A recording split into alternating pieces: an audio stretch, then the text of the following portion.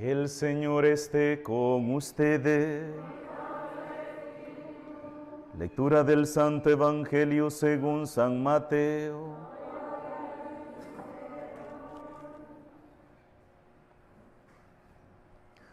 En el capítulo 9. En aquel tiempo, los discípulos de Juan fueron a ver a Jesús y le preguntaron: ¿por qué tus discípulos no ayunan, mientras nosotros y los fariseos sí ayunamos? Jesús les respondió: ¿cómo pueden llevar luto los amigos del esposo mientras él está con ellos? Pero ya vendrán los días en que les quitarán al esposo y entonces sí ayunarán. Nadie remienda un vestido viejo con un parche de tela nueva, porque el remiendo nuevo encoge, rompe la tela vieja y así se hace luego más grande la rotura. Nadie echa el vino nuevo en odres viejos, porque los odres se rasgan, se tira el vino y se echan a perder los odres. El vino nuevo se echa en odres nuevos y así las dos cosas se conservan. Palabra del Señor. Por las palabras del Santo Evangelio sean perdonados nuestros pecados.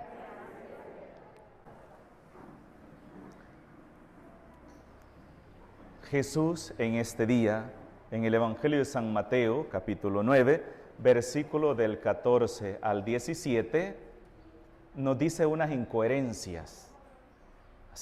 Así parece. Unas incoherencias nos dice. ¿Para qué? Para hacernos reflexionar a nosotros y razonar y encontrar la lógica de las cosas. Nos pone dos ejemplos de cosas ilógicas que jamás se hacían.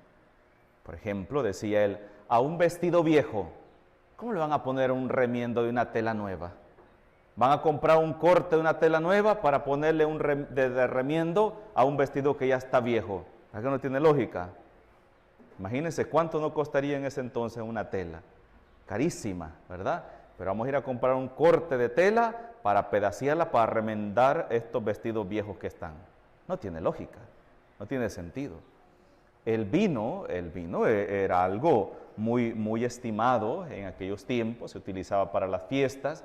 Entonces decía, ¿cómo alguien va a ir a comprar una garrafa de vino nuevo para meterlas en unas odres, les llaman ellos? Pero los odres son como especies de cántaros de arcilla, ¿verdad?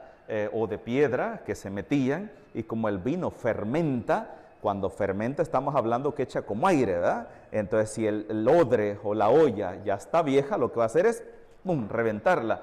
Pero eso eran cosas que nadie hacía. Entonces por eso Jesús les pone este ejemplo cuando los discípulos de Juan, con los de los fariseos, le dicen, ¿y por qué nosotros sí ayunamos y tus discípulos sí ayunan? Y la pregunta que entonces deberían hacerse ellos es la razón por la cual ellos ayunan. El ayuno, la oración y la limosna eran tres prácticas importantes dentro de la cultura judía, dentro del pueblo judío.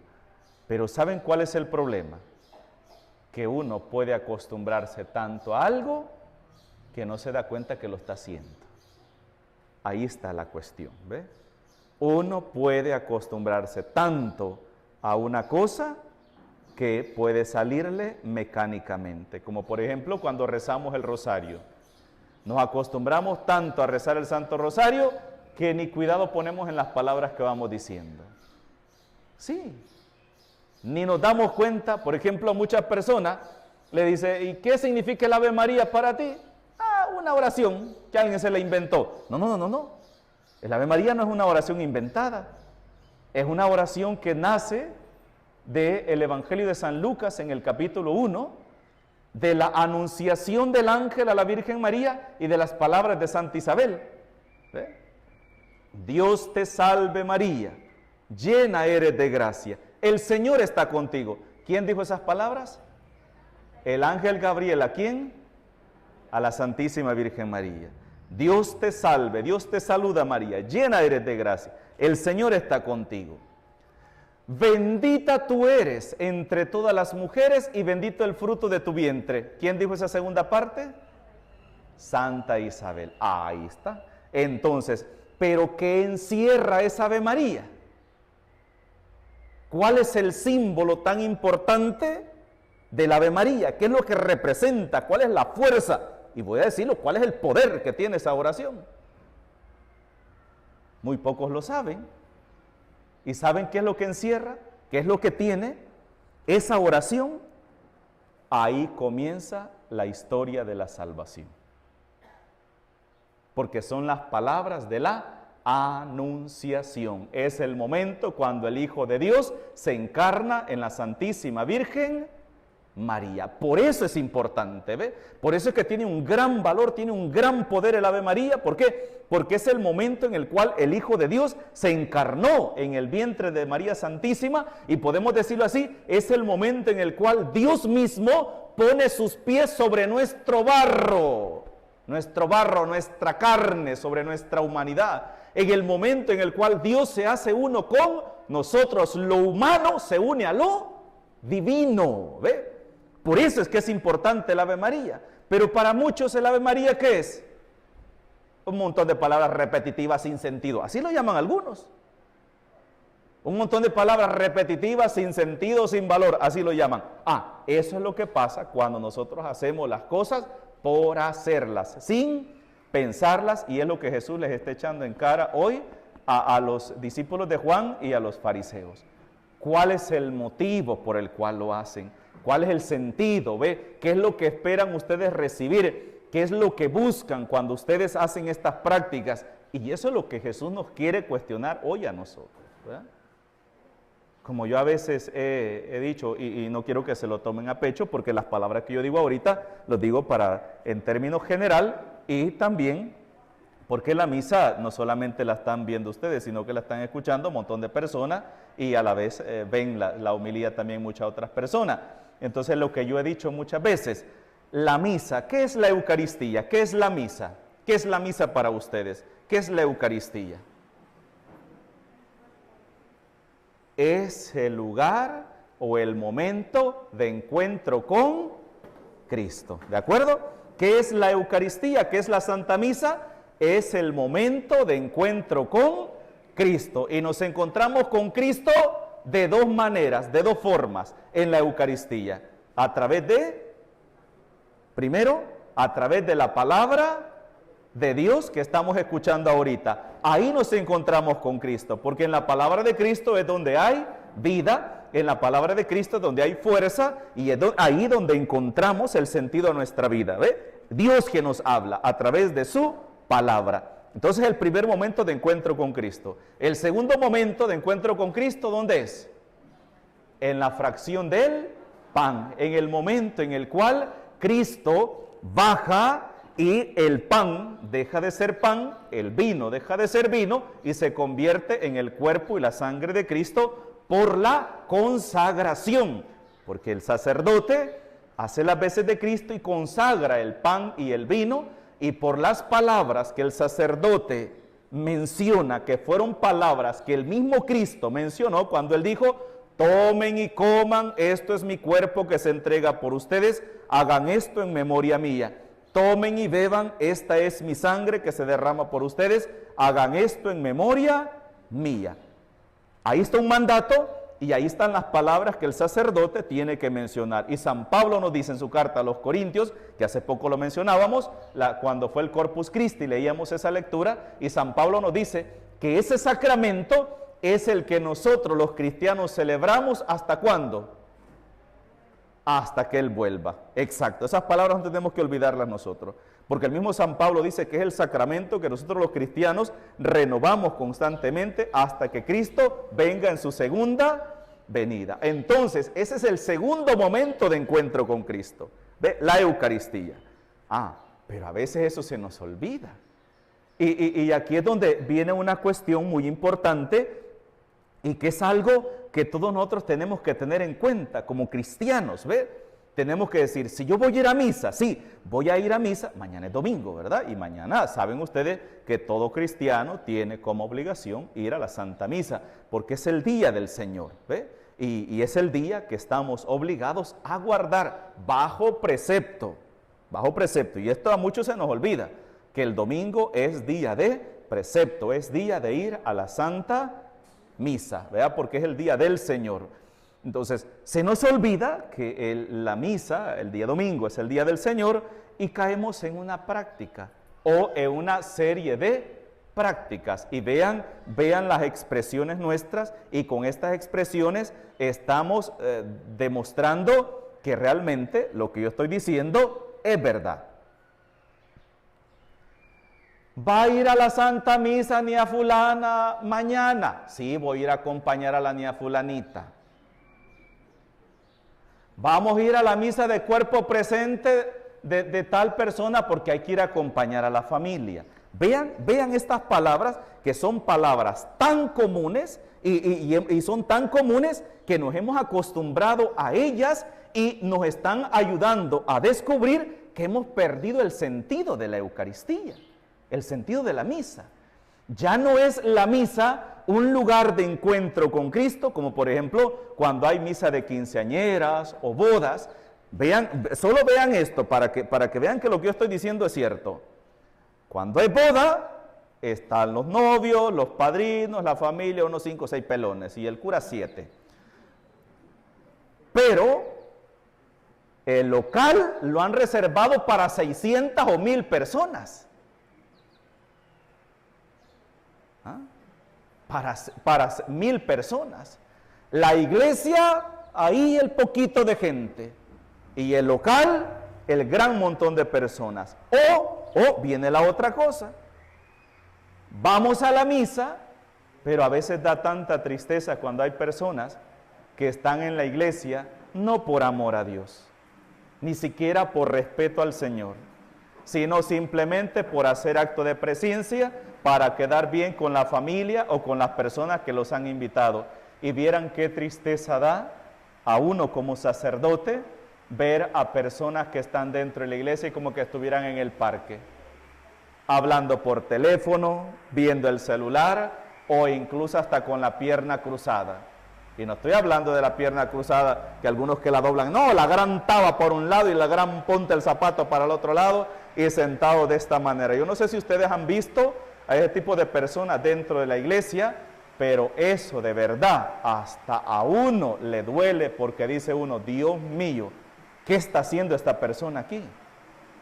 Si ni siquiera tiene conciencia de que está en la casa de Dios.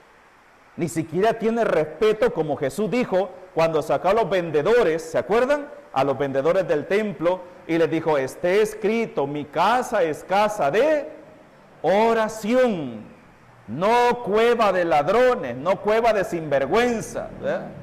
Y nosotros muchas veces la casa de Dios la convertimos en eso, porque ni siquiera tenemos la conciencia de saber a qué vamos a la iglesia. Entonces, ¿a qué vamos muchas veces a la misa? A acompañar a la fulana, a quedar bien con esta familia, a acompañar a este, para quedar bien. ¿Y Dios dónde queda? Ahí viene la pregunta, ¿ve? ¿Dónde queda Dios en todo eso? A un lado, hermanos. Ignorado completamente. Ignorado completamente. Dios es un cero a la izquierda. Y eso es tan común verlo dentro de la iglesia. Saben, a veces, yo hermanos, y tengo que comentarles esto, he estado en algunas misas donde a veces son 15 años o bodas, y la iglesia la arreglan, ponen unos arcos allá y arreglos florales aquí y esto y lo otro, pero una alfombra está allá, todo hermoso. Y terminando la misa, hasta los adornos de la iglesia los arrancan para llevárselos. Porque las flores, los adornos, no eran para el Señor, eran para la quinceañera o era para la esposa. Nuestros actos litúrgicos se han convertido a veces en eventos sociales nada más. Y qué triste eso, ¿verdad? Que la Eucaristía no sea un momento de encuentro con el Señor, sino que de la Eucaristía, aquí viene, de la Santa Misa nos valemos para hacer simplemente eventos sociales nada más. Para entrar en sociedad, para que nos vean, para lucirnos. Como una ocasión, unos esposos saben que me dijeron que, padre, ¿se vale casarse sin confesarse? Así, de verdad. ¿Y será que uno se puede casar, padre, sin confesarse? ¿Qué visión tenían ellos del matrimonio? Simplemente lo que ambicionaban era pero pregúntele si habían preparado el baile. No, hombre, ya tenían el baile preparado con coreografía, con los bailes y todo. Quién iba a bailar con uno, iba a bailar con otro y otro. Pero su corazón, preparado para el sacramento del matrimonio, nulo. Cero. ¿Y saben que a veces esas situaciones se dan? Entonces Jesús hoy nos cuestiona a nosotros, ¿ve? Y nos da como una sacudida y nos pregunta a cada uno de nosotros, ¿y tú por qué haces esto? Como por ejemplo nos podría preguntar, ¿y tú por qué llevas una medalla en tu pecho o una cruz en tu pecho? ¿Por qué tienes una imagen de la Virgen en tu casa o de Jesús en tu casa? ¿Por qué tienes una cruz en tu casa? ¿Cuál es la pregunta? ¿Verdad? Y deberíamos preguntarnos cada uno de nosotros. Deberíamos preguntarnos cada uno de nosotros, ¿verdad? Sobre cuáles son los motivos que nos llevan a actuar de esa manera.